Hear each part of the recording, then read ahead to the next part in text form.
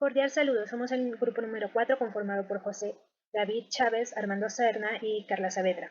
En este video se presentará el diseño, la simulación y el análisis de las configuraciones para transistores en amplificación BJT, base común, y MOSFET, fuente común.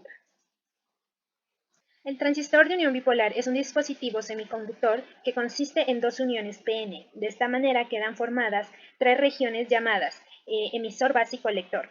Nuestro análisis para este tipo de configuración radica en que la terminal de base de un transistor va a estar en común a las fuentes.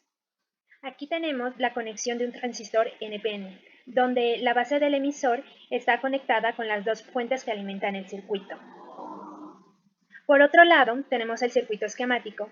De esta forma, se pueden ver dos mallas y la base siempre va a estar en común a las dos fuentes, como hemos mencionado antes. Para ver el comportamiento del circuito se muestran las características de entrada y salida. Para trabajar la zona activa, sabemos que la corriente del colector es igual a la corriente del emisor. Las características de entrada siempre van a influir a las características de salida. La entrada se forma por la corriente de base y el voltaje del emisor, y va a entregar un grupo de curvas similar a este. En la salida podemos ver la zona de saturación, la zona de corte y la zona activa en las que se ven los diferentes tipos de corrientes. La salida se grafica entre la corriente colector y el voltaje colector base. Podemos observar el diseño del circuito con transistor BJT base común. Los transistores de efecto de campo son dispositivos semiconductores que tienen cuatro terminales, llamadas fuente, puerta, drenador y sustrato. El MOSFET modula la corriente que fluye a través de él usando una señal aplicada a su electrodo. El comportamiento del transistor MOSFET se muestran las características de entrada y salida. En la entrada se grafica entre la corriente del drenador y la diferencia entre el voltaje GS y VT. Podemos ver su zona de corte, su zona activa y su zona óhmica. En la salida se grafica entre la corriente del drenador y el voltaje DS. También podemos ver su zona óhmica y su zona activa, que se caracteriza por ser constante. Este es nuestro diseño con transistor MOSFET Source Common. Bueno, para ver en qué zona se encuentra en nuestro transistor, para ahí se encuentra en zona de corte, en zona activa o en zona de saturación, vamos a hacer un análisis de C. Para este análisis de C vamos a quitar estas capacitancias, o más que quitarlas, vamos a utilizar como si fuera un switch abierto, ¿sí? Entonces, por lo cual vamos a apagar esta fuente AC y solo trabajaremos con esta parte.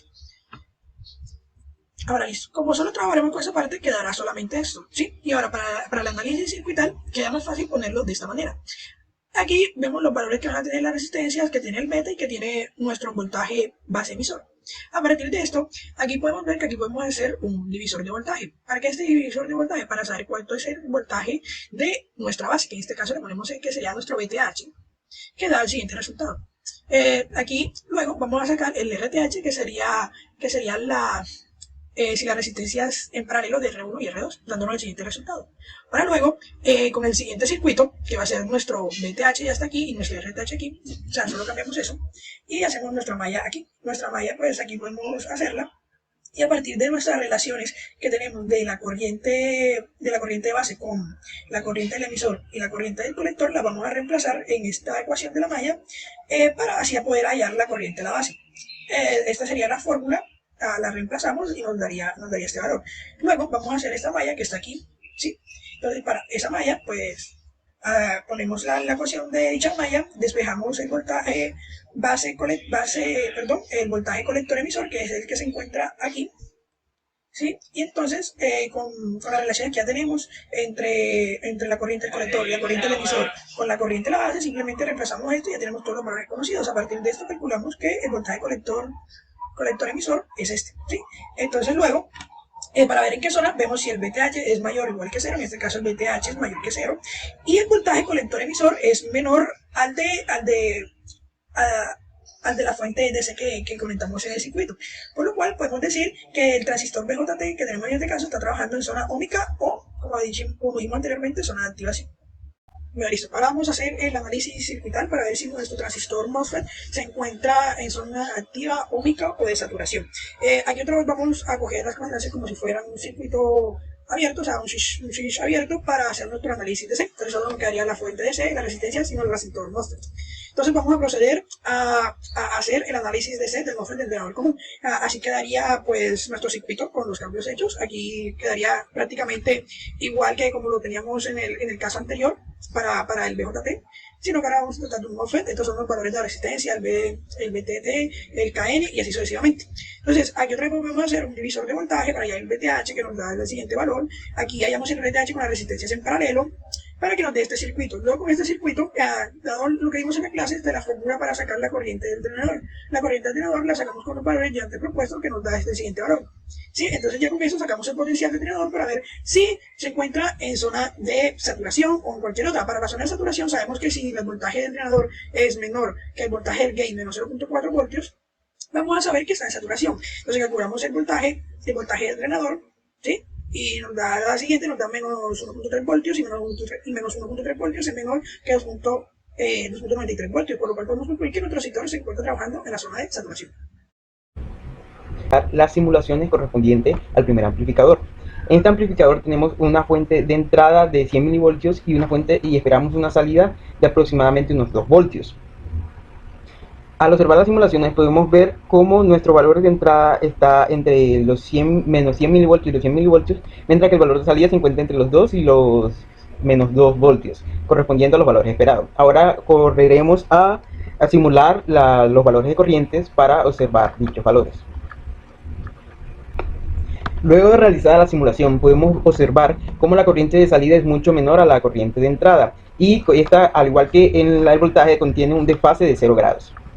Ahora, prosiguiendo con el otro amplificador, el cual está construido esta vez con un transistor N-MOSFET, podemos observar cómo se cambia la posición en la que se encuentra el VIN y el Vout.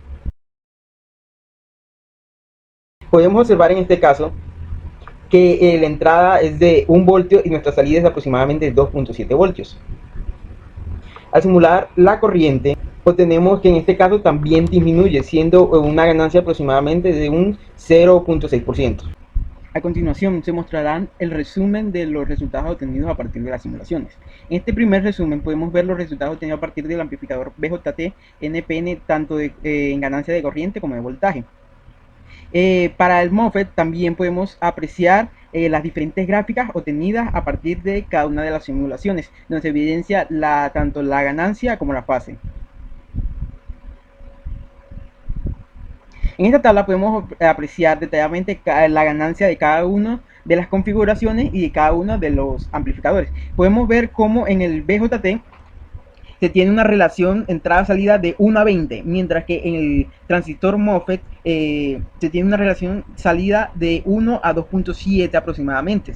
En la corriente se puede apreciar que ambas disminuyeron en relación entre la entrada y la salida, y además se puede ver claramente una de las características principales de cada una de estas configuraciones, que es la fase, donde en el transistor BJT la señal permanece completamente íntegra y no presenta ningún tipo de desfase, mientras que la señal del N-MOSFET presenta un desfase de aproximadamente pi radianes o 180 grados. Muchas gracias.